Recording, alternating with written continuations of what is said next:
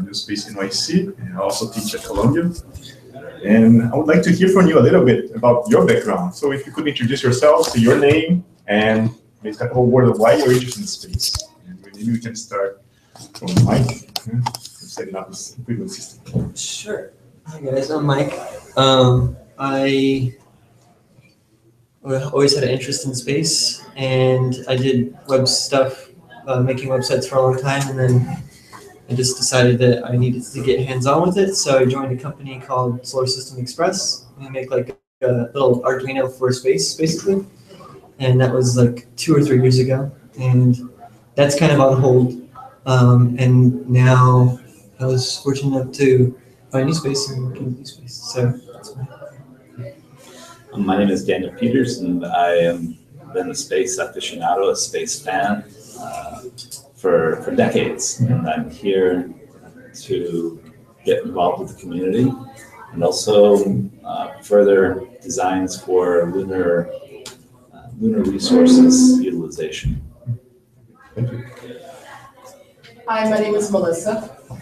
I have a degree in applied meteorology. I'm 29 years old.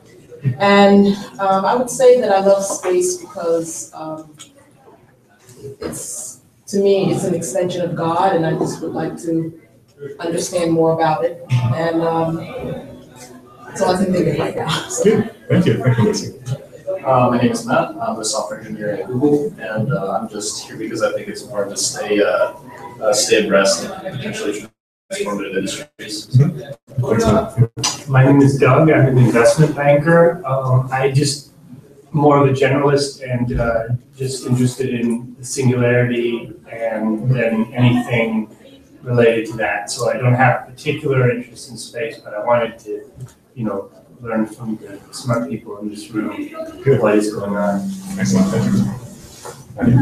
Hello, my name is Sadia, and I have a degree in biochem and minor in physics. I've always been interested in astrophysics, so learning about NewSpace NYC has just been basically an extension of my closet passion in space and astronomy.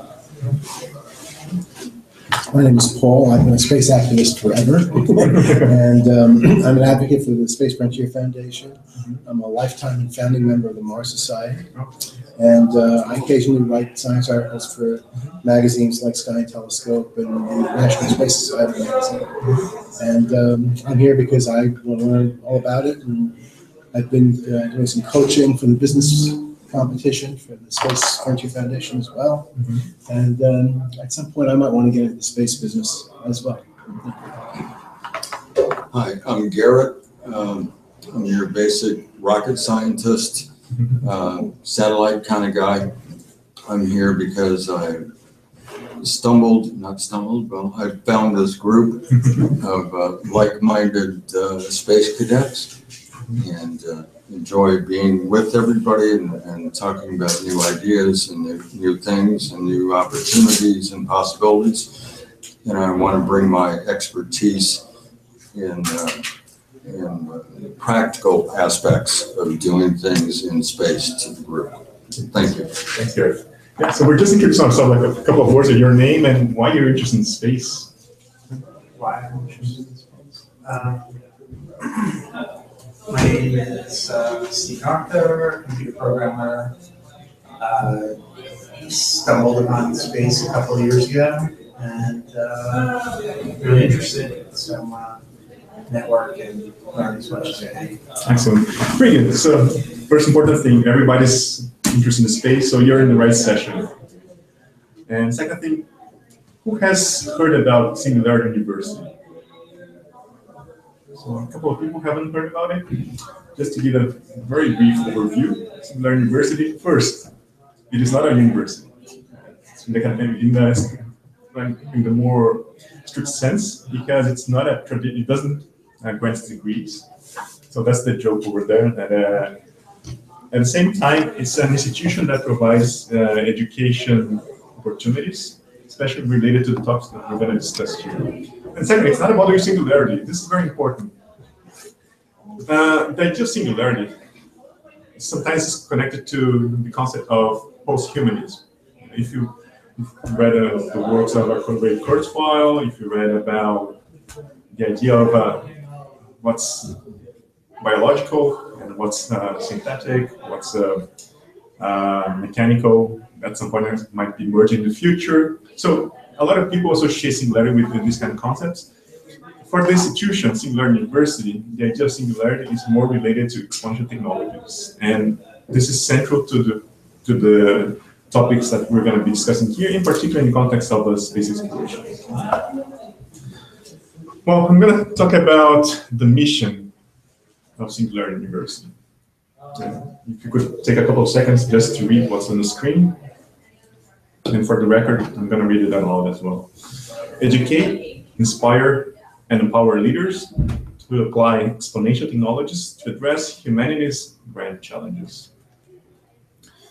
And well, just to give you an idea of what's a classroom about, it's not the traditional setting where you just passively listen to lecturers, to faculty, to speakers, pretty much a forum for discussions. This is Gregg Mayriniak. Throughout the program, he used to come a few times, and we had the privilege of interacting with him, hearing his ideas. Gregg Mayriniak is at Google right now. He's a director of engineering, whatever that means inside the institution. As far as we know, he's working on AI technologies. And these are some of the topics that we're discussing pretty much this summer. I think every year there are some trends and some subjects that are more fashionable. This particular year, I would say that blockchain was one of the hot topics. A lot of synthetic biology. We discussed a lot of artificial intelligence. And by the way, in a couple of weeks, in coordination with Aspen Institute, there's going to be an event with the person who is the chair of AI at SU. I'm going to ask Mike and Sadia to forward the invitation to everyone. So if you're here, it's a free event. There's a reception, and we will have this talk with Neil Jacobstein. If you're into AI, probably heard about him. He is one of the leading thinkers in this field. So it's in a couple of weeks, and it's going to be a very interesting event. In terms of the group, so there are 80 people in total. It's representing 44 countries. We have more women than men this year, and to a great extent because Google sponsored all the participants. So for the first time, everyone was elected, got a free ride. It used to be a very, very expensive program, and the participants were lucky enough to count on Google support this year. So there's this close collaboration between Google and Singularity University, not only because Ray Kurzweil is a Google employee, but mostly I think there's an affinity of ideas, of objectives, and also Google benefits, I guess, from this collaboration as much as Singularity University. The program lasts for 10 weeks. For the first half of the program, it's pretty much learning.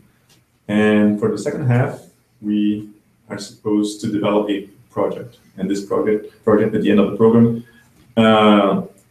is turning into a company.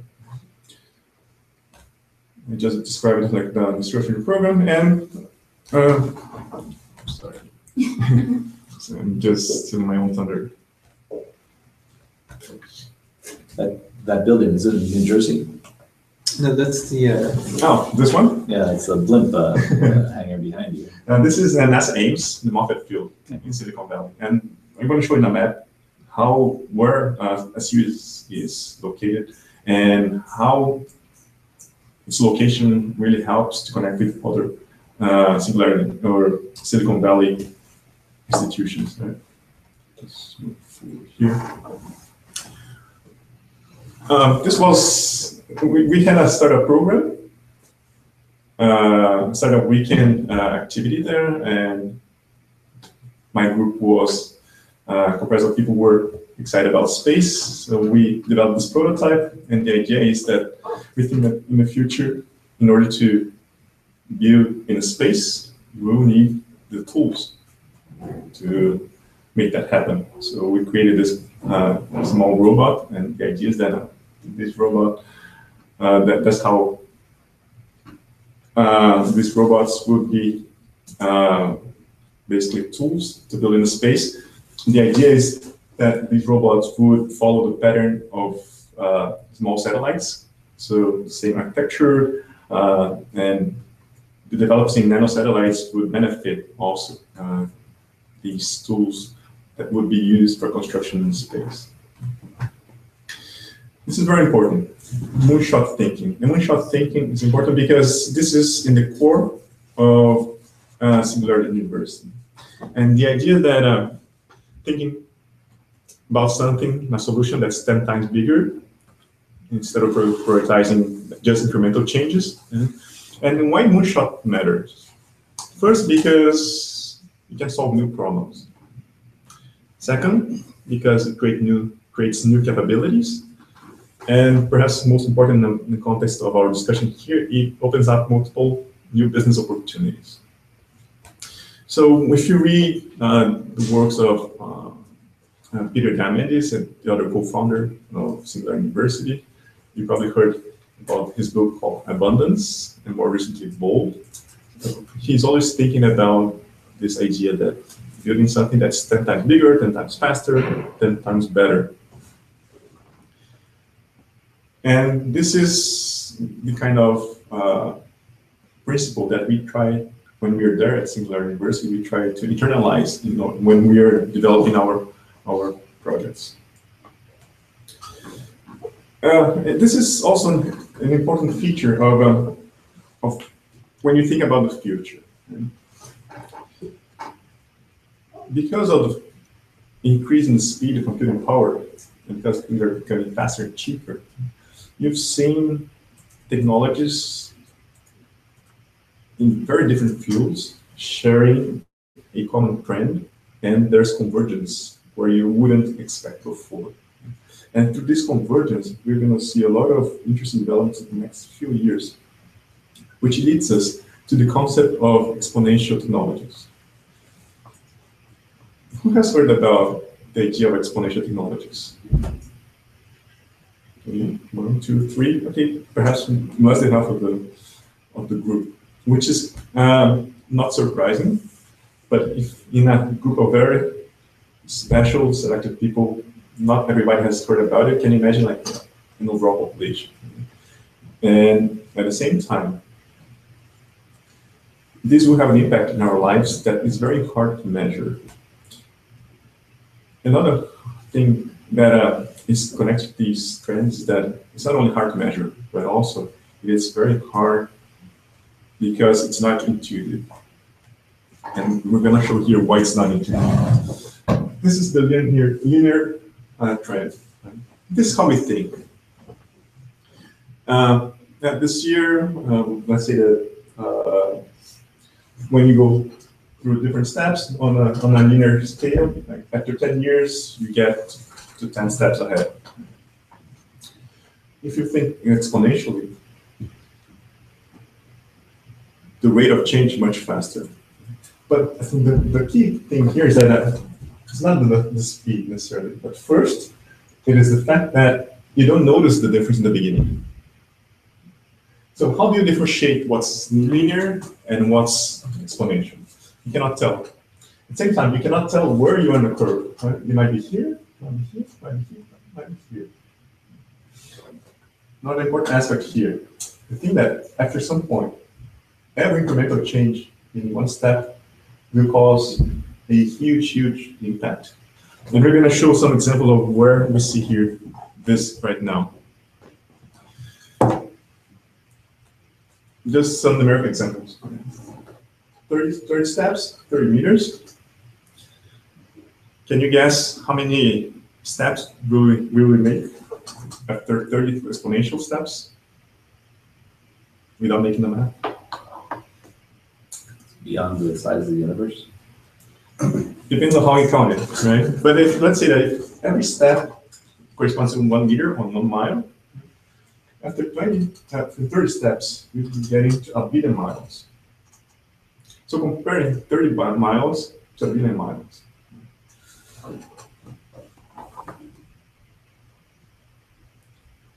The question now is, to what extent this is something that is connected to our own reality? Because when you see the numbers, they're very impressive, but you can think with yourself, how is this happening in something that is impacting my life now? Well, I think the most obvious example is memory capacity. And I stole these slides from Peter Diamandis, so it's good that we're not recording the video because then he cannot see it. But these are the slides that he used in his presentation. 5 megabytes, $120,000. 128 gigabytes for $100. This is pretty impressive. In 10 years, in the same physical space, you have an increasing of 1,000 times. And there's no reason to expect this trend not to happen. Because even if this technology solves this, some people say that a new technology will replace this, the old one that will allow this increasing capacity to continue growing at the same exponential rate. So I think in terms of computing capacity is a very classic example. Another example where we see exponential growth is on DNA sequencing. And we see this through the cost of DNA sequencing. And very, very soon, we will be able to have access to individualized treatment for a few dollars because of the revolution in computing power in DNA sequencing. Another example here in the cost of solar power. If you see, especially in emerging markets, and particularly China and India, solar power is very competitive to more traditional fuel sources. And this trend is most likely going to continue because of the emergence of batteries. So I think these are a few books that we were suggested to read over the summer. And I strongly suggest, if you have the chance, to read at least the first half of Singularity this year, because the second half might be too more on the philosophical side, so you can agree or not. I find it pretty interesting and also instigating. But the first two chapters, and he wrote the book more than 10 years ago, they deal with the technological, the exponential technologies. Disturbing the Universe is a book wrote in the 70s, and it's a classic. If you like physics, if you like space, and if you like science fiction, I almost say that the way he writes sounds like science fiction based in science. And Freeman Dyson, he's perhaps one of the leading thinkers in this idea of colonizing space. And he's the father of Esther Dyson. For those of you who were here last March, we had a panel. Esther is also a space cadet. She is a leading space thinker and investor, and daughter of Freeman Dyson. Moondust. This book was suggested to me by my roommate. My roommate he's a movie maker from Spain, and for 3 years he did research and shot a movie about the Soviet space program. And as part of his research, he read this book, Moondust, and Moondust is about the story of the 12 men who landed on the moon.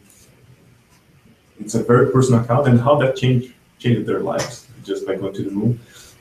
All of those guys had very, very interesting life. Had a very interesting life after they came back. Nobody remained untouched by the experience. This is the most recent one, Elon Musk's biography. So if you have the chance to read it, it is amazing because it's a guy who's disrupting 3 different fields at the same time.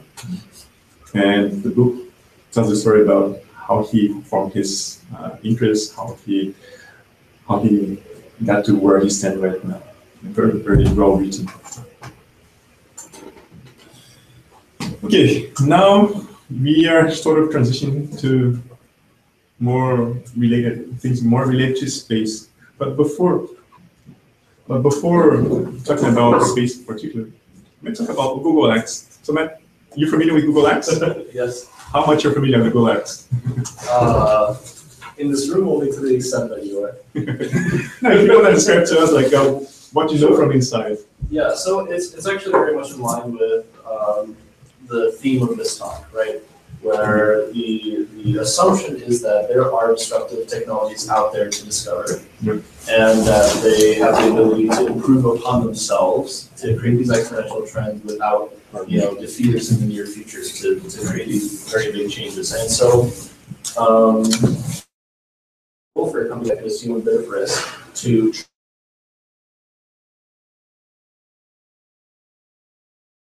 for example, you might finance a lot of startups because even if many of them don't succeed and most companies fail in their early stages, a few of them that do well will do well on some sort of power distribution, and it makes it a good idea. So as long as you're willing, Google is in a very similar position, except that instead of financing individual companies, it's financing individual personal ventures within very disruptive technologies with Google X. Pretty good. Well, thank you very much. And Google X is also famous because it's a place for experimentation. So who knows some of the projects that are being incubated at Google X? From that. So who's heard about Bloom project? The balloons, right? Exactly. So the idea of using balloons to as hubs for internet connection. Oh, yeah. So it's incubated at Google X. Who's heard about the autonomous car? Yeah, exactly. Also, Google X project. Who's heard about the drones? The use of drones for internet connection as well. So Facebook's doing that. Google X is also developing something along the same lines. So Google X is almost like a different organization, and it's pretty common in literature, the business literature, that in order to innovate or disrupt yourself, you have to create a group that's totally independent, totally separate, and so that they can come up with the idea. They are not constrained by the corporate mindset that prevails in big organizations. So they it's like kind of startup inside even a company that is very innovative, and as Google. The head of Google X is this guy here. Who knows this guy? Very interesting name, Astro Teller. Astro Teller. Astro Teller is very interesting. You see that in this picture we took it when we visited Google X, because with the structure that was part of SU that was teaching us about sensors and new technologies. He was a Google X alumni. He was also in the team that was working on the autonomous car. And he took us to Google X, and Astro Teller came on his rollerblades, and he was walking with a Sergey Brin. So that Sergey Brin is very, very active on Google X as well. He's the grandson of a Nobel Prize in economics, in George Burr, and the name Teller. Does it sound? Does it ring to you guys? Yeah, exactly. Edward Teller. So he's the grandson of Edward Teller, the father of the hydrogen bomb. He's also known as the captain of moonshots. And if you see here, actually, this is his Facebook page. This is his title, Captain of Moonshots, Google, because Google X, that's what Google X is supposed to be, a place for moonshots. This word moonshot is very trendy in Silicon Valley, in particular in these organizations that are thinking forward. Interesting thing. What do you see here? Space elevator. Exactly. And then there's a funny story about the space elevator. And the whole idea, the whole story started inside Google, in Google X in particular, because, and I heard this story from Tom Chi. Tom Chi is the guy who pretty much came up with the concept, the project of Google Glass. They said that they knew that some journalists would be visiting Google X, so they started drawing some ideas related to space elevator. I think it started as a brainstorming. At some point they abandoned it, but journalists saw it, and then at some point Google X was associated with the idea of as a place then where Googlers were thinking about building a space elevator. I don't know if they're still doing that. they didn't mention it, but I think Astro Teller was, I think he liked the idea of being associated with something that's so far-fetched, and I'm sure that's in his mind, the idea of building a space elevator is there. And by the way, while we're there, a first patent for a space elevator was granted. I don't know if you guys heard about it. It's an inflatable space elevator. It would be reaching maybe 20 miles initially, but it's a start. Okay, a little bit of geography here. This is Silicon Valley. Just so we can look at ourselves. Singularity University is here. This is the Moffett Field, NASA Ames. We have Stanford, just 7 miles away. So even though there's no formal collaboration or partnership between the two organizations, there's a lot of informal collaboration. A lot of Stanford faculty are involved in Singularity University initiatives. Google is just around the corner. So we can take a bike from here to here, 10 minutes.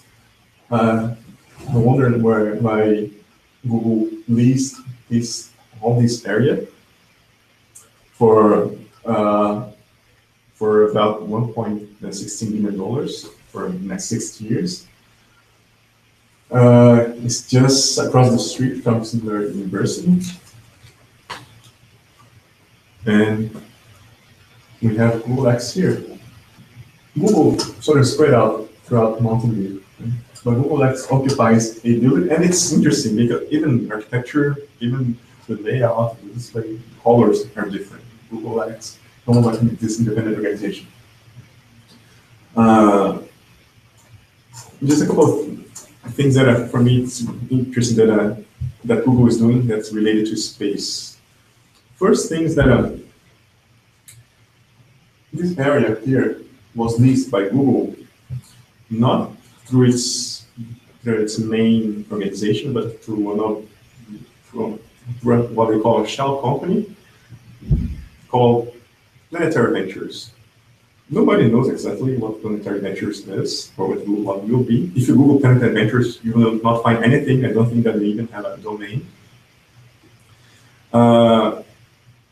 So, to what extent Planetary Ventures is something under development? I mean, I couldn't figure out why it was there. What's pretty clear is that Google is interested in space because they're entering into an agreement with SpaceX in order to develop this next generation of internet satellite. There are 3 big hangars here, and let me show you this. This is the hangar 1. It is under renovation, but there are 2. At some point, this was the largest building in the world. There are 2 similar structures that are already operating, and where Google is testing the Loon project. So we don't see it, but there are 2 big structures where they can conduct the tests inside. And by the way, Google is investing about $1 billion on this partnership with SpaceX. Just want to describe the ecosystem in Silicon Valley for space companies, and in particular how SU is involved. In order to facilitate the visualization, I'm going to create 4 quadrants here. The first quadrant is going to divide the screen in 2 sides. So companies that are based in NASA Ames will be on the right. The companies that are not based in NASA Ames will be on the left, but still they are in Silicon Valley. Same thing, companies that are related to Singularity University are going to be on the top. Companies that are not related to Singularity University are going to be on the bottom. Meaning that companies that are here are both connected to Singularity University and are housed at Ames. Companies that are in this quadrant, they are not Singularity University companies or related companies, but they are based at Ames. So in the first quadrant here, we have companies like Planet Labs and Made in Space, just pretty much like 1 block away from each other. The interesting thing, you don't see much collaboration. Even though everybody knows each other, I think on a personal level, they have a good relationship. But maybe because a lot of these companies are competing for the same funding sources, pretty much NASA these days. They don't talk that much. And maybe another reason is that because you see some convergence in terms of how these companies that started with very different goals, Planet Labs, everybody knows, is doing optical imaging.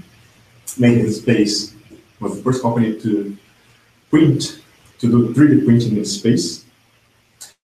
So these companies are sort of moving towards something that will generate cash in the short run. And I'm going to speak about this when we finish the quadrants here. On the second quadrant is we find companies that were founded by alumni of Singularity University. So you probably heard about Planetary Resources. Planetary Resources actually is a company that was not founded by an SU alum, but Peter Diamandis is one of the co-founders. They started a company that wanted to do asteroid mining. They are sort of pivoting towards also imaging, so they're producing microsatellites in the same way that Planet Labs does. But I think the idea is to gain expertise with imagery here on Earth, so that they can use same technology to send some microsatellites around asteroids. So this is the first stepping stone. So that's how they're going to generate revenue in the meantime. Inspired, same thing. They're doing imagery here on Earth. Escape Dynamics. Who's heard about Escape Dynamics? Yeah. Sadia, can you tell us what they do? Investing spacecraft. Yeah, absolutely. It's a very, very interesting concept. They're developing new generation of external propulsion, and the idea is that instead of powering with chemical fuels, they will be using microwave energy in their spacecrafts. And they already developed a prototype where they're using a propulsion system with drones. So if you Google it, you're gonna see it's pretty impressive. Like you can pretty much move a drone using microwave. So the drone doesn't even have to have a power battery. We have Spire, as I mentioned, and Satellogic is a company. It's an interesting case of a company in Argentina. They are also doing optical imagery. And the thing is that some people think that the market is already a little bit overcrowded, because all these companies are sort of doing, apart from Escape Dynamics, for Made Space, Planet Labs, Satellite, Planetary Resources now, they're doing things that overlap somehow. Here we have a different set of companies that also located in NASA Ames. I had a chance to all of them. Deep Space Industries, that started as an asteroid mining company as well. Moon Express, that is competing for the Google Lunar Prize. So they are expected to send a lander to the moon sometime next year or early 2017. Aquila Space, also a Microsoft nanosat company. They pretty much built the, if you heard about this this nanosat that used solar propulsion. So the Aquila Space was the company that was contracted to build it. And finally, we have a couple of companies that are neither connected to SU, Singularity University, nor are based inside the NASA Research Park, but are part of the ecosystem. SSL, Spaces Laurel, one of the more traditional companies, they build big satellites. Skybox, when people think about unicorns, or these companies that have higher value in the same way that internet companies do, they always think about Skybox and Planet Labs. Skybox was acquired by Google a couple years ago for $500 million. Valuation of Planet Labs is also around $700 million right now. It had money even from the World Bank. Planetary Ventures, we've already talked about. It's a company that's part of Alphabet, Google, and people don't know what they're doing right now. And there's this company called Space VR. Space VR is an interesting concept. The idea that instead of space exploration, or in order to allow access to space exploration to everyone, the idea is that initially, a way to democratize access is through virtual reality. And remember, when we're talking about the idea that there will be convergence, so we see somehow virtual reality merging with the physical world. At some point, Space VR will be sending cameras to the International Space Station. At some point, we will be able to control robots in the space using virtual reality. So I think we see the trend pretty much also happening in the space. Very important. All these companies, they, apart from SSL, they were started maybe in the last 5 years, 5 to 6 years. So everything is pretty new. So what we are seeing here, pretty much the beginning of the new space industry in Silicon Valley, to all these companies. And the person who was driving this movement is the guy who used to be until recently the director of the NASA Ames. This is Pete Worden. Very, very interesting guy, very forward-looking, an admirable leader, and he was the one who was pushing for partnerships with the private sector, with international companies, and he was also the guy who's been driving all the revolutions that we've seen in the nanosat industry. He retired early this year, and guess what? He is now working for a company, or for a foundation called Breakthrough Prize. Breakthrough Prize just announced recently that they will be providing $100 million to SETI. SETI? Who knows SETI? Yeah? Paul, can you tell me what's Search for extraterrestrial intelligence. Exactly. You see someone with his background who knows everything about the industry, and he left NASA pretty much to work on something that sounds like science fiction, right? And for me, what's also interesting is the fact that a couple of weeks ago, maybe last week, there was this announcement about potential discovery of a structure that has the potential to be a non-human artificial object. So, and I remember that when I talked to him, he was very excited about this. Except he couldn't disclose at that time that it was going to be about SETI. And I would say that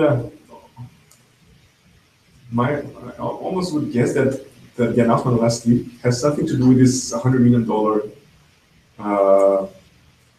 grant that is going to be provided to SETI through the Breakthrough Foundation.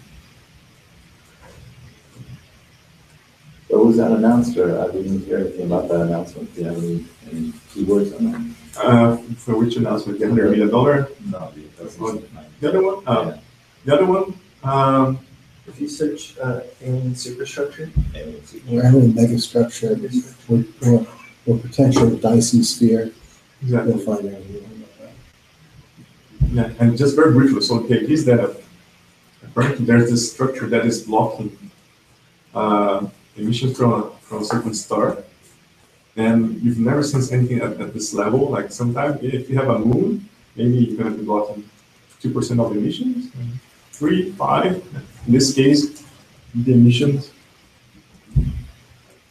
they vary from at level 20, 15, 20%.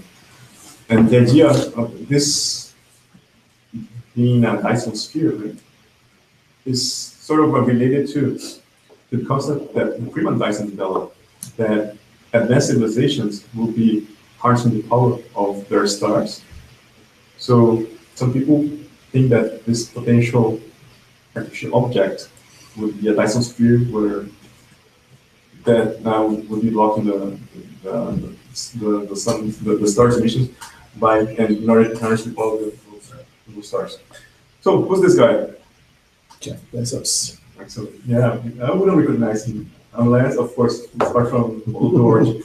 And this is also interesting because all these internet guys, you name it, maybe because they are nerds, maybe because they somehow have an ego and thinking about space as the next frontier. But I guess that most of them, in their inner self, are passionate about technology and space. So when we think about Upper New Galactic with Richard Branson, we talk about Elon Musk for sure. Even like some VC investors, like Joe Batson, they are very passionate about space. And what we see here is that Jeff Bezos built a company. Thank you.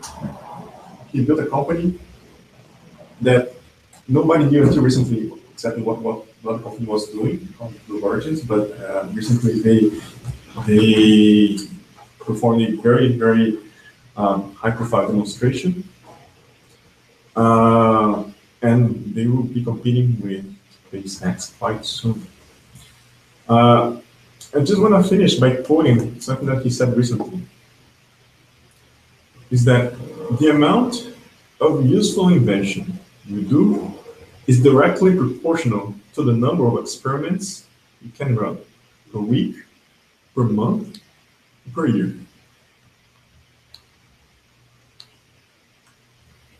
If you're going to increase the number of experiments, you're also going to increase the number of failures. You've got to be willing to be misunderstood for long periods of time. And pretty much that's what we're seeing right now. Recent failures with Virgin Galactic, with SpaceX, they're just reflecting the fact that there has been much more activity in space development these days. And we're going to continue to see this trend also in the future. With that, the idea is just to start the discussion. But I just want to say happy Halloween. We have a sci-fi sort of a party at the space at the Singularity University over the summer. So this was not my outfit. I wore scissor hands. Yeah, pretty much. Thank you very much.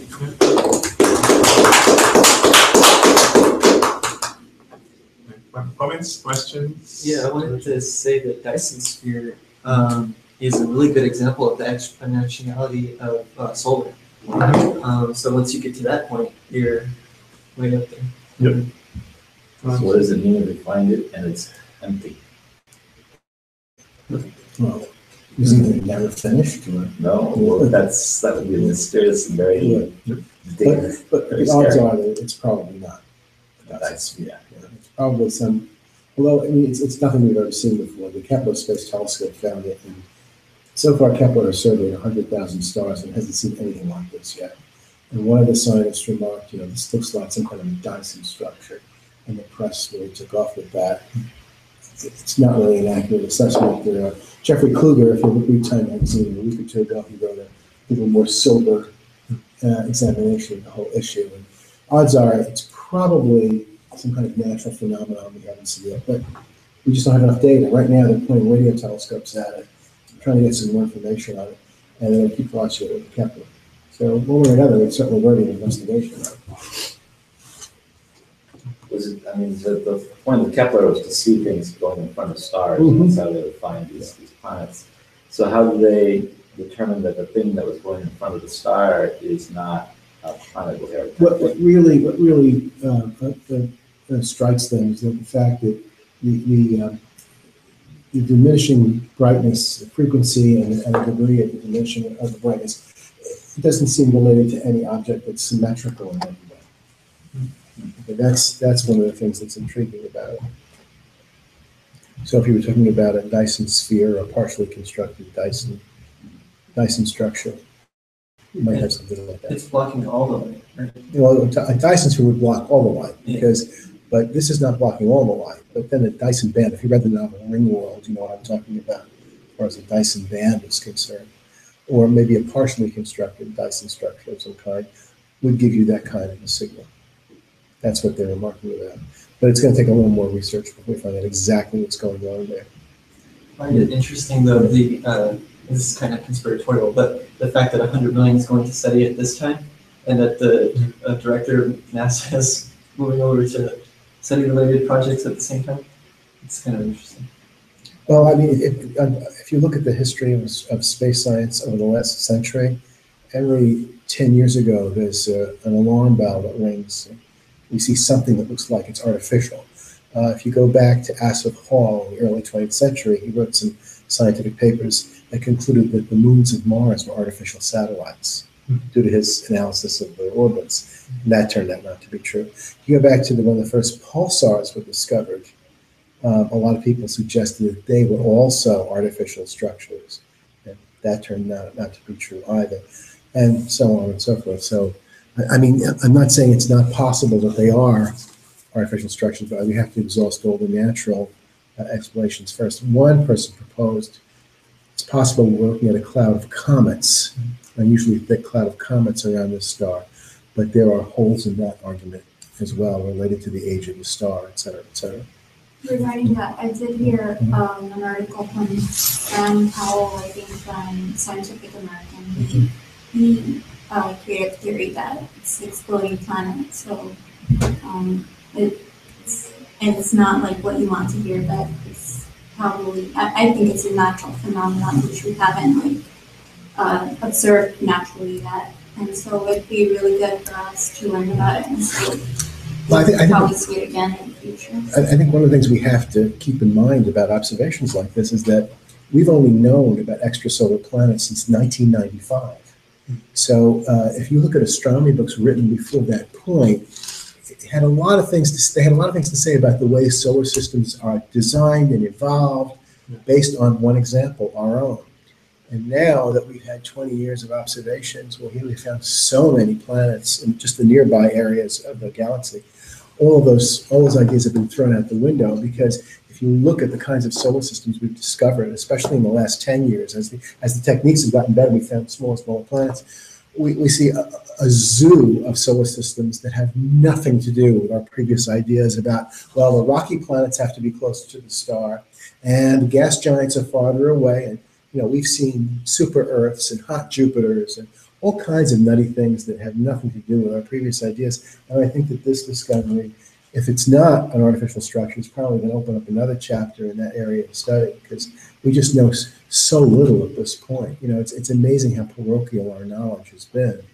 And every time we have a discovery like this, it really expands it to another level. I think that's going to happen here, no matter what this discovery is. I want to amplify your observation here, because oftentimes we hear a lot of pronouncements, I feel, from PhDs with an extreme aura of certainty about things that they firmly ground in facts, but because of the necessarily limited exposure we have on this planet to reality, that those things that are discovered, well, we discovered later that all that certainty was completely bogus because they were playing wrong. Yeah. So where's the lesson in that? The lesson is that there's a lot of experts that pronounce things as doable, or vice versa, not doable, that are in fact wrong. The experts are wrong.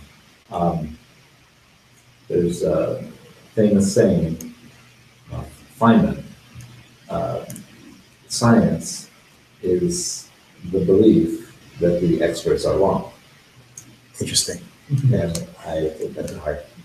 Well, Arthur Clarke used to talk about the failure of the nerve and the failure of the imagination. And if you can get a hold of this book, it's not in widely printed anymore, but he wrote a history of communications called How the World Was Won. And the world won is ONE. And in it, there's a very funny sequence where a reporter from the United States about 1880 was in England talking to the British Postmaster General about the invention of the telephone in America. And he said, well, you know, sir, how do you feel about the impact of the invention of the telephone? And without missing a beat, the Postmaster General of Great Britain said, oh, I think it's a tremendously important innovation. And I think one day every city will have one. So, yeah. Was the telephone an example of explosive growth? Yeah. Exponential growth. Yeah, absolutely. Yeah. You know, what we've seen with mobile phones, like,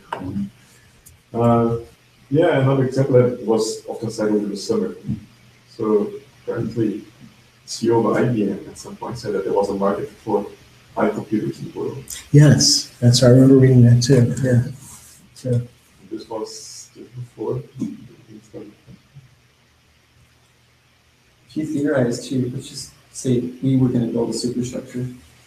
We try to ponder how we would, the ancients built the pyramids, robots, and then NewSpace Industries, they have patents supposedly on how to take the regolith and then heat it up and turn it into self-replicating robots. So, yeah, that's robots reaching that point where they're building superstructures. It's theoretically possible, but the robotics, I haven't got to watch it yet, but the DARPA videos of the robots driving the cars. I haven't seen that yet, no. Yeah. Yeah, I think the most important is that these technologies seem to be so far away from our reality, but if we think with an exponential mindset, then even if it's not intuitive, it gives a sense that things might happen much faster than we expect. And especially when we see signs of exponential evolution in many fronts, it's almost hard to believe that that's not happening in any other different field. But it's indeed, even like people who work with this every day, they find it hard to internalize the idea that we're in an exponential world. Was there any discussion at Singularity University about universal wage? And you seemed to talk about it just a little bit before, but that was before you went to SU, about how the mass job displacement of these smart algorithms and things like that. Universal wage? Yeah, or some kind of way when the jobs get taken away. So, well, theoretically, possibly the jobs. Yeah, definitely. There were discussions about a minimum basic income, so that to ensure that everybody should have access to a certain income that would guarantee their provide what's necessary for their needs.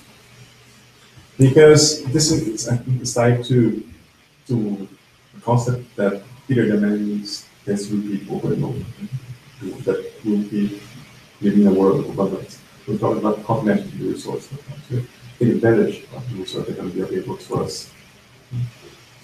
That was, to what extent that's a little bit topic, and it's an issue for debate. But I think it's a possibility. Yeah, like you were saying, I think it might happen faster than people realize. Well, it assumes a surplus. I mean, the only way you can have this give out handouts to every person on the planet is if there's a tremendous surplus. There's not a surplus, and this goes against the line of the abundance thinking that there's abundance. Well, yes, there's an abundance of steaks and Mortons, but they're not going to give them to you for free. So the idea of the abundance implies that production is taking place at nearly zero cost. And we are exponentially, we could get there, yes, but it's not a reality that we see even on the far horizon for this planet today. Well, let's say robots, like you have the initial cost of the hardware, but now they're running on solar power. And Well, those are actually minor details. The major detail that would lead to an abundance would be a singularity. And this goes maybe to the singularity concept, because then the machines can actually do the tasks that human beings do. We as human beings have a tremendous capacity to anthropomorphize machines and have them think, and we think or imagine that they can do the same things that we can trivially do, like pick up a pen. For a machine, that's an incredibly complex and almost impossible task, regardless of the pretty pictures we see. And the reason is because there's no fundamental computer science. My background is in computer science and engineering. There is no understanding or theory that actually works for developing an identity. In other words, the understanding of the physical environment in which the mechanism is placed. Simply being, the computers have parlor tricks that let them do certain well-defined tasks. For example, things that we find complex to do, like playing a chess game, are actually mathematical or complex mathematical problems that are solvable relatively easily by a computer. The things that are beyond our capability of comprehension, because they take place in biological hardwiring about which we have very little conscious understanding, are today impossible to program a computer to accomplish. We can dream for genes that will give us an abundance in the environment. Those are still dreams. I like to concentrate on the things that would lead to more productive tasks. Well, I don't want to debate it too much. I don't think that's sorry, I didn't need to question yet. Machine learning. So data goes in and magic comes out. Genie comes out, basically. Well, that's an assumption that's required for the abundance, yes. Mm-hmm. Those algorithms they're not stuck. Well, there are algorithms, and I'm not saying that there couldn't be a Einsteinian revolution that we discovered the algorithm that leads to the singularity. But the flip side of that, and many brilliant people are telling us, it's an extremely dangerous event, because with the singularity, it was brought down to human terms by the movie Ex Machina. Eva is the AI entity that exhibits the behavior of an autonomous singularity. And an autonomous singularity has no empathy to that entity. We are just other entities to be killed, destroyed, gotten out of the way for it to achieve its goals. And that's the danger. Yeah, this is a topic that has been discussed widely in Silicon Valley. There's, I joined an event where there was a panel about artificial intelligence where Elon Musk was there, and Peter Diamandis from Stanford, also from Google, and a few people that there's no consensus about what extent the development of artificial general intelligence will something that will happen in the next few years. People like Elon Musk and Stephen Hawking and others are very concerned about it. I think scientists are maybe less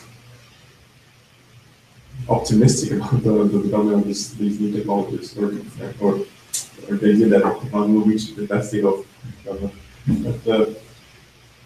But in fact, and we had a session with the guy who was the head of IBM Watson. Same thing. He's skeptical. AI gets to that stage. So it's almost like the people who are working with technology, they're doing it. They try to do as fast as possible because they don't see the risks. Whereas others who think about the technology more in a broader context are definitely much more concerned.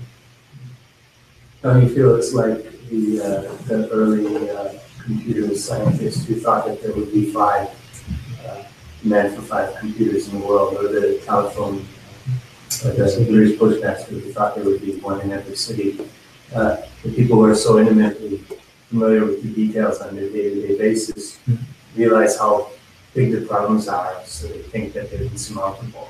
But if you step back and look at how things have actually transpired over the ages, maybe they'll be proved to be too conservative in their outlook, even though they're more knowledgeable than other people.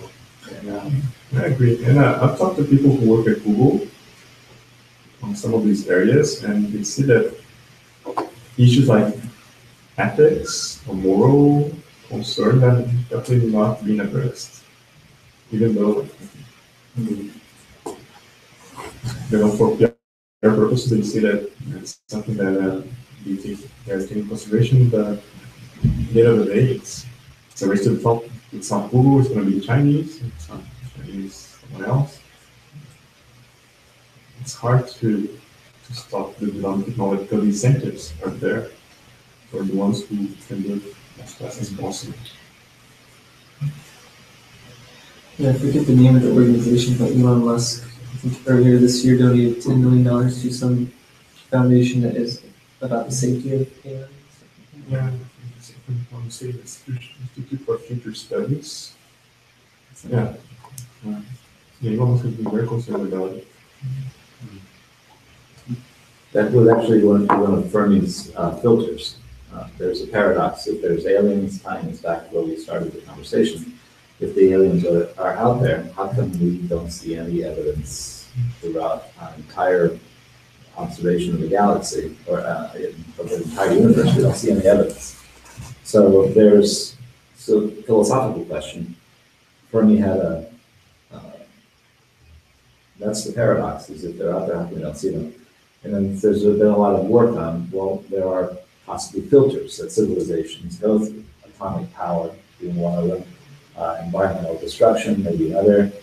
Singularity is one of those filters. And if we're rapidly rushing headlong to create the singularity to seek the abundance, we may end up eliminating ourselves with the machines that we make based on the singularity. And that's why Ray Kurzweil was so adamant about becoming connected with machines. Right? Did they talk about that? It's called post-human? Yeah. I think people are over there, these issues are about the discussion, but because there has been so much association of these ideas with sort of a religious connotation, that the way that these issues are discussed are more on the technological side. Ray Kurzweil believes that it's not that machine will destroy humans, or that humans will become extinct, but that humans and machines will merge, and after this merging there will be something different. It's almost like evolution, but driven by our own, the tool that we ourselves are developing, and of course at a much faster pace. I think I sort of interpreted it as like it's an imperative to stamp our humanity into technology as it develops. because otherwise we disappear. Like we stand by humanity into that intelligence space. Exactly. I think my one problem, again, a very divergent from the discussion of space, but I think this is very, very good discussion, is that all the incentives now that we see are towards this merging. So when you think about also cell phones, and then what's next is wearables. After what wearables, Google Glass, but beyond Google Glass, Google Lens. Like what's the difference between having something outside or inside your eyes? Or the idea that and I'm sure that all of those would be interested in increasing our cognitive capacity by any chance, because it will make us more powerful, or maybe because it will level the playing field. Maybe because it's fun. I mean, it's just fun to get smarter, I guess. Exactly. Or, yeah, exactly. It's fun and it's a survival issue. One of them have to compete. So, is there any way to stop this? It's more like a philosophical question. Do we want to remain human as we understand what humans are, or what's the nature of human being? There's this very interesting book that I'm reading right now. Maybe you've seen the TED Talk. It's called Species, or Sapiens, a brief history of human species. And use the title like in reference to Stephen Hawking's A Brief History of Time. And the book, I still haven't finished yet, but it finishes like this. What's next for human beings? Because the idea of human being, at some point there were many types of humans coexisting. The Homo sapiens was just one of the species. The Neanderthals, were another one. They were the Homo erectus. And for some reason, our species was the one that prevailed. So there would be a different kind of one. And even in the Discovery Universe, Dyson says that once we become a multiplanetary species, that there will be different variations of human beings. So that will be adapted to local conditions. Maybe there will be humans that will be able to breathe in Martian atmosphere, or will be able to survive with radiation those places.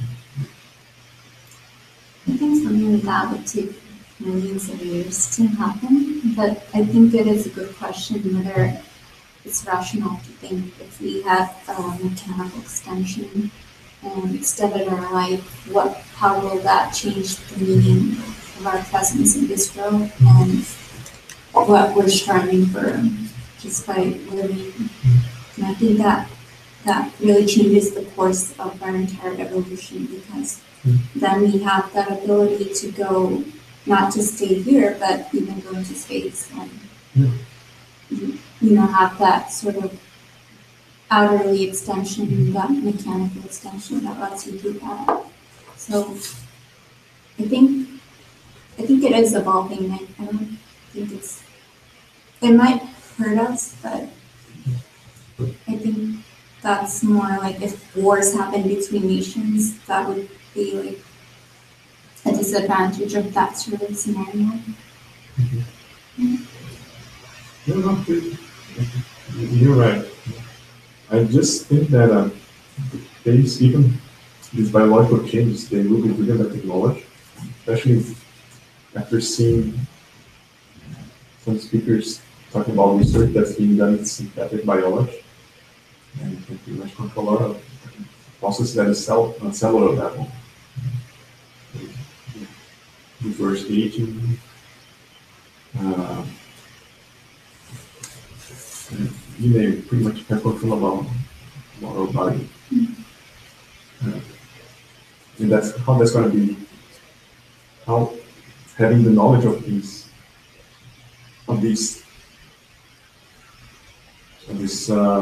science and technology, how we're going to use it.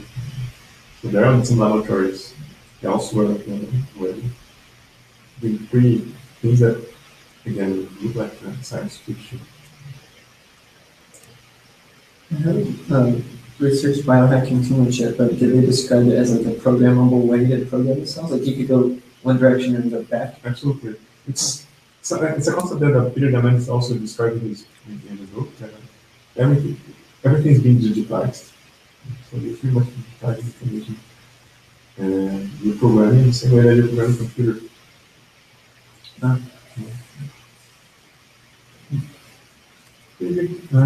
Any other comments or issues or questions for the debate?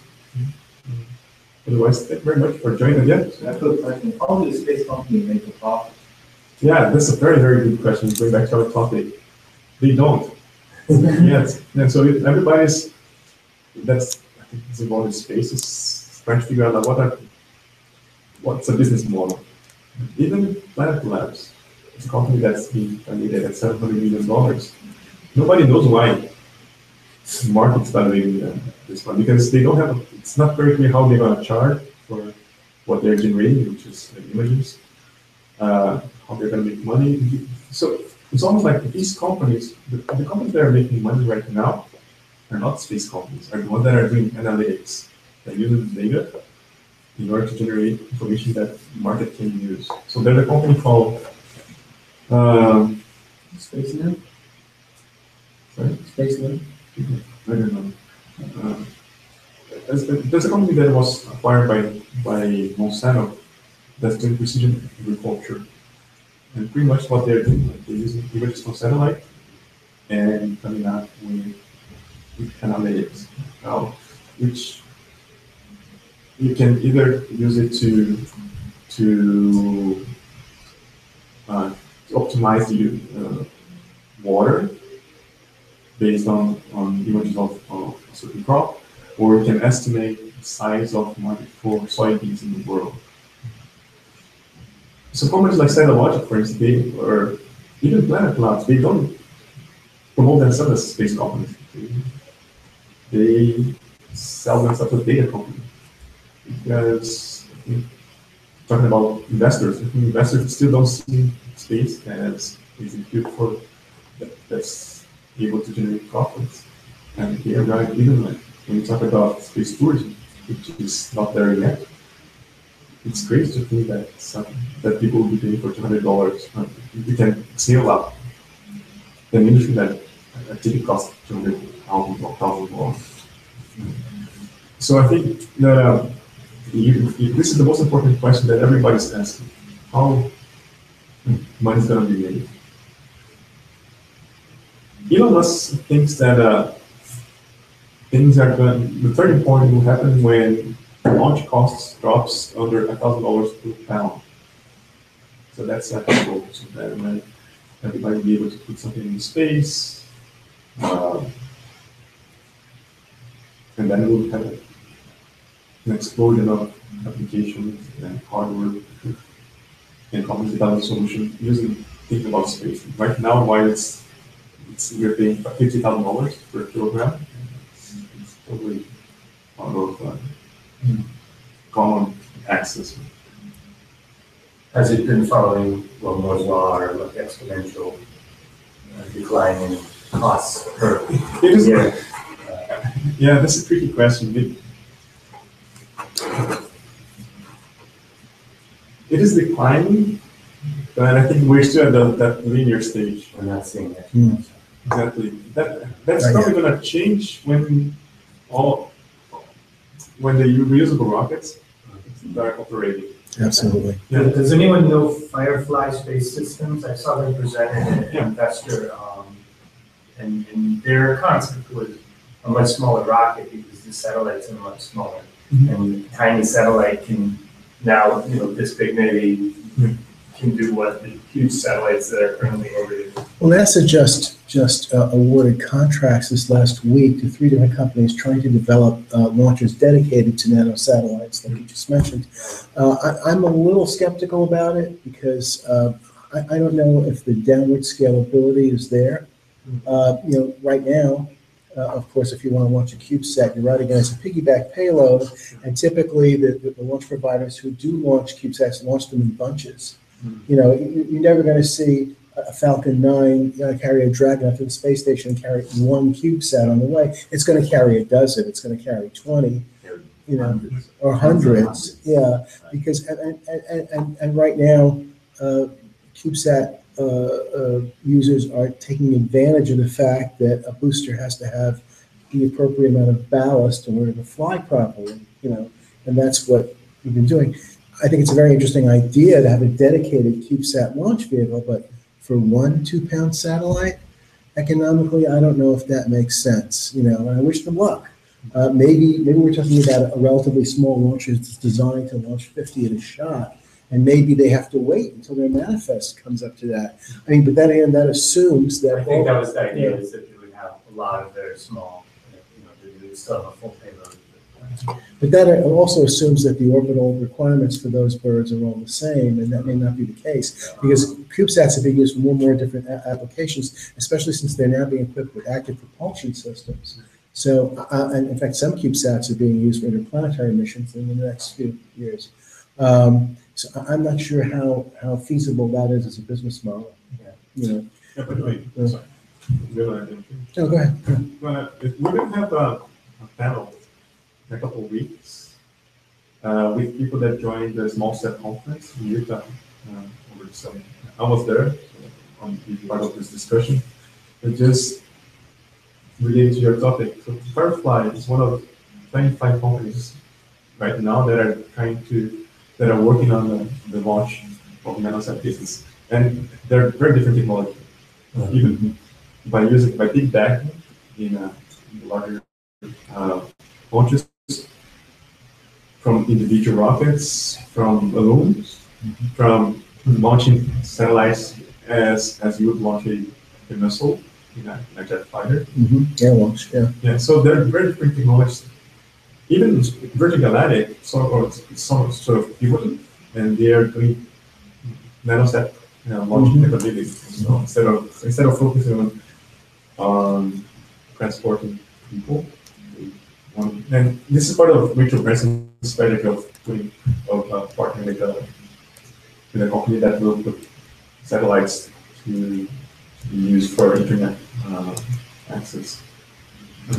So, and the point is there a market for all these 25 companies? Aren't there enough nanosatellites?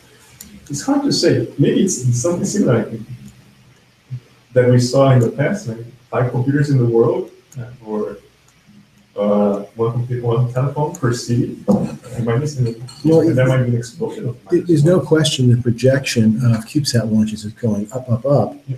But you know, there are other satellite architectures. There's something called the ThumbSat. I don't know if anybody's heard of the ThumbSat. ThumbSat's even smaller than a CubeSat. PongSat. Yeah, PongSats are balloons. But my point is, you know, if we're trying to project this far enough ahead, another question we have to ask is 10 years from now, will CubeSats be the primary architecture for standardized nanosatellites? And I don't think we know the answer at this point. Yeah.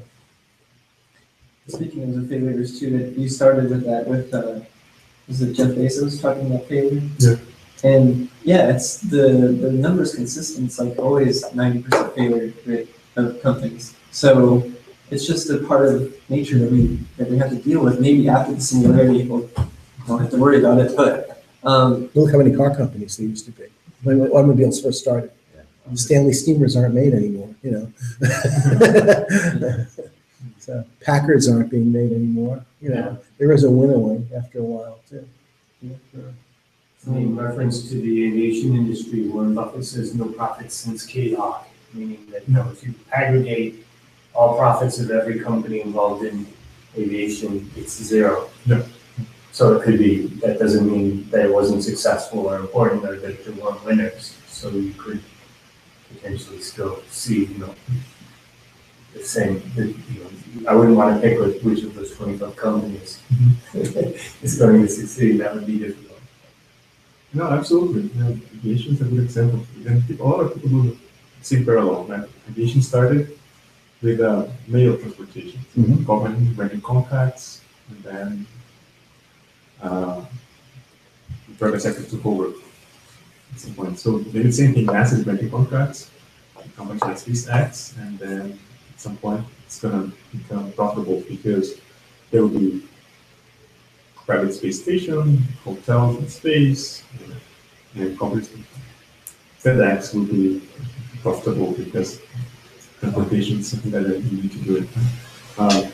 Maybe you're going to be using rockets not necessarily to go to low Earth orbit, but like point to point.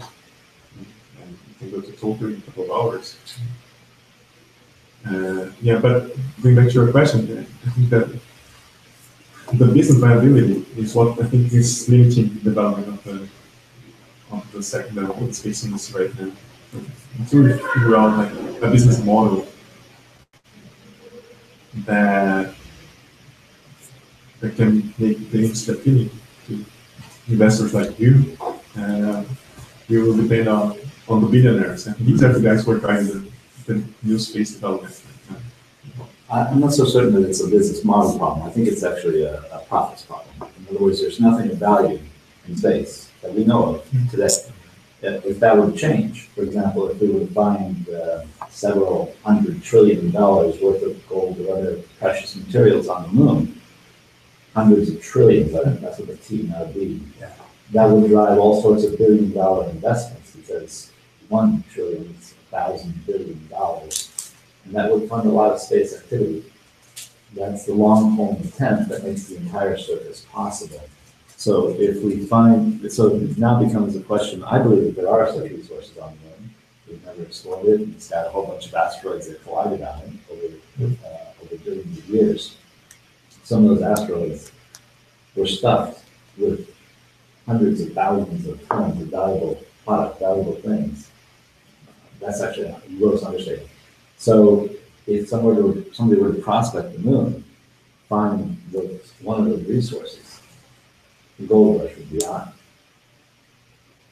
What that means for humanity is reduced costs of iPhones, electric motors, much less expensive, using rare earths. All these treasures that lead to this abundance that we've been looking forward to will become a lot more accessible, a lot closer to the horizon if we had access to those resources. I'm in favor of doing prospecting on the moon. If the whole global, like we were talking, the whole global economy starts to multiply, we start to become a multi-planetary species. Yes, and the thing that drives it though is profits. It's not a wishing thing. It's not a business model problem. It's the same reason people have migrated from continents to continents. Is either they're trying to kill you, okay, so we had to leave and marry, or that there was gold in them when there are hills. In other words, you could go out there and make your fortune, and that if that were to become possible on the moon, it's only 3 days away by our primitive steam engine style technology.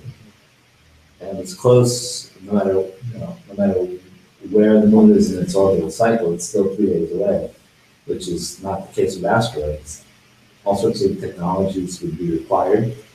Designers, all this money would be spent on Earth to attract, to get those resources and make them accessible to people on Earth. Yeah, I think it's somehow frustrating to see how little things have evolved since Apollo, But maybe, and just being a little optimistic here, we are at that point of inflection in the curve. And I think that we're going to see very, very promising developments in the next 5 to 10 years.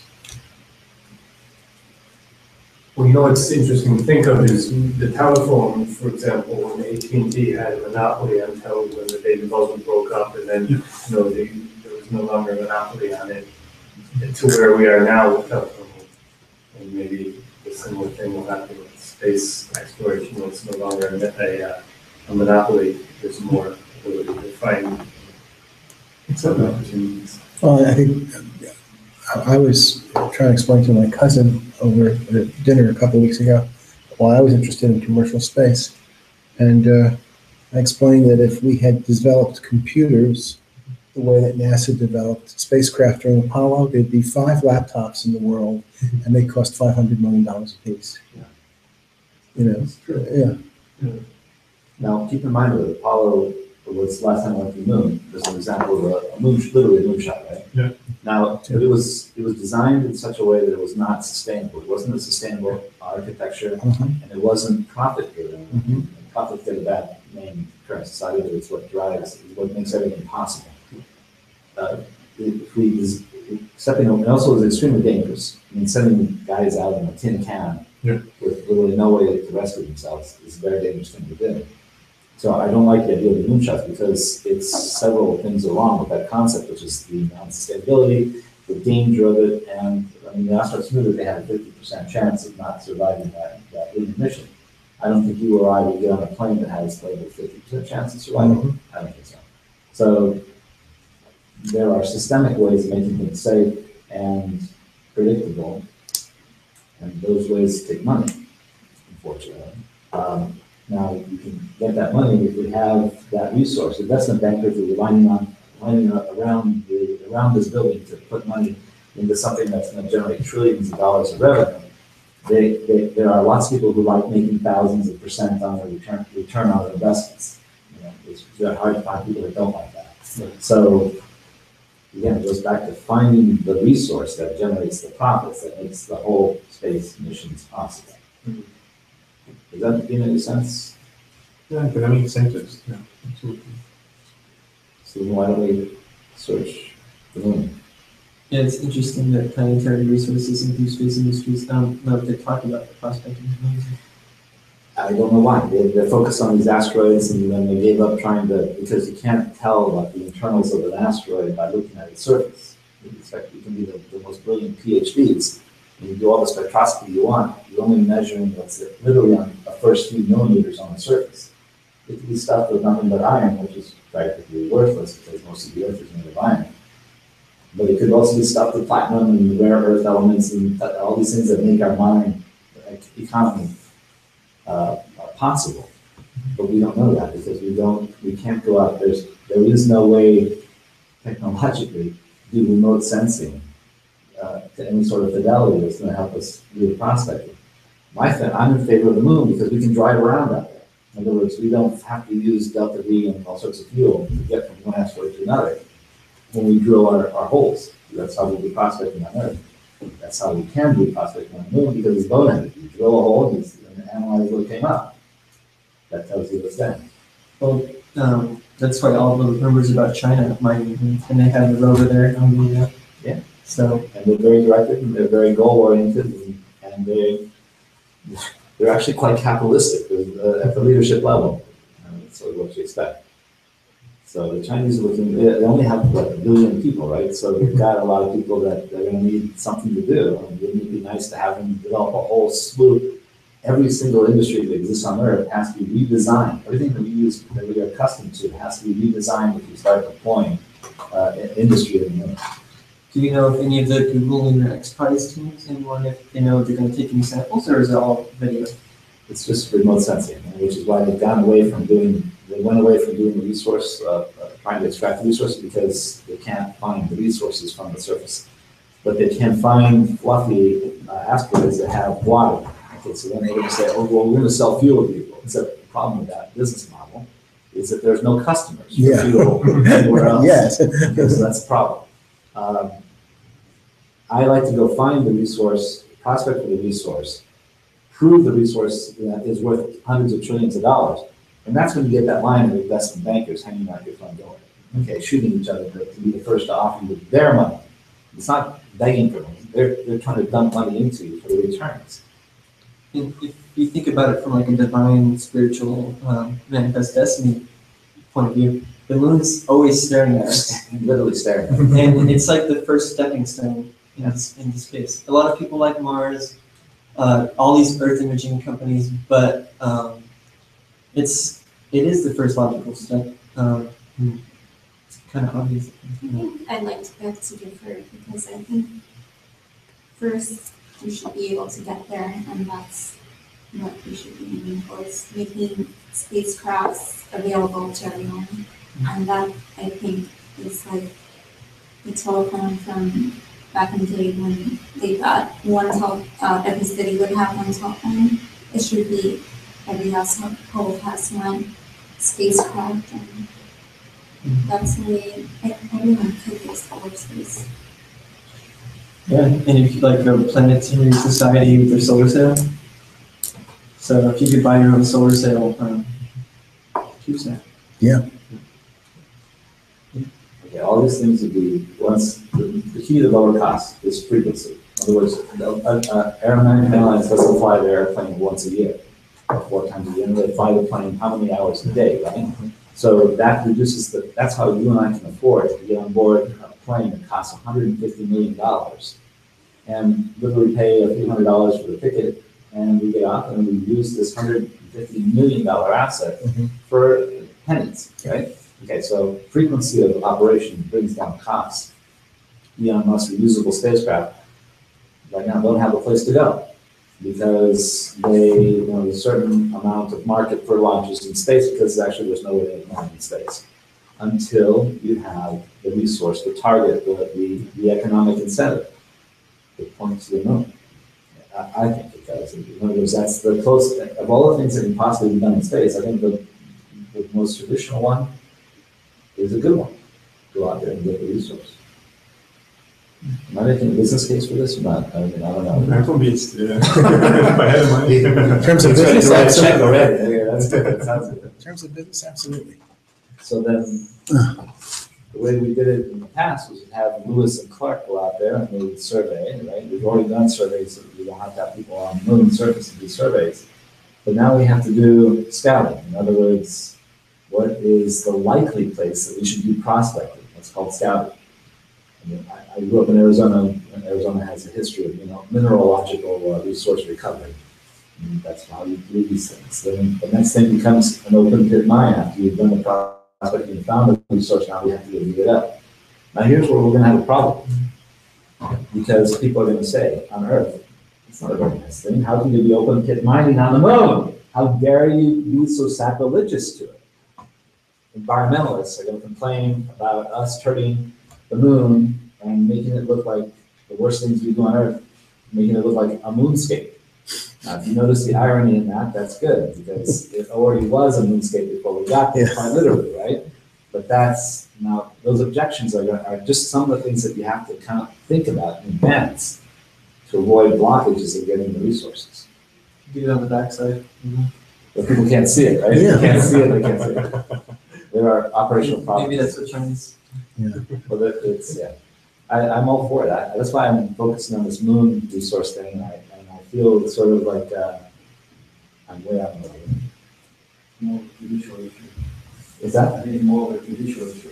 A judicial? Yeah. How do I? Who has the ownership of it? It's open waters, right? It's, yeah. No, but not for Antarctica. There's no drilling in the whole Antarctica. Right, but that's what you're arguing. I'm not finding you going to go in there. But the moon is actually in America we consider a wild west. In other words, it's a lawless entity. There is no jurisdiction. Maybe someday there will be the United States of the moon. Okay? Because why would there be states? So these are political entities that are there to recover resources. And they might want to have present a unionized political entity and the discussions at the UN regarding that. It's going to be a good problem to have. Yes. When you get to the point, okay, we have to discuss the jurisdiction. There's a man at the Mars Society who's on our board since the very beginning, who just passed away a couple of weeks ago, named Declan O'Donnell. And if you go on he was a lawyer, and his specialty was space law. And if you go on the internet and look up Declan O'Donnell, I'm sure you'll find a lot of his writings about that very subject. What do you think you summarize? What did you pretty much what you said, that the moon is a Wild West, and that he's very glad we didn't sign the Moon Treaty at the United Nations, which would have been a disaster. Yes. Of course, I once worked for the United Nations, so I can relate to that very well. He goes into a lot of detail about that, so you should definitely look up his writings. Declan O'Donnell, who just died last week, I think. He was on our steering committee from the very beginning. Okay, so we have a few events until the end of the year, including the small satellite panel.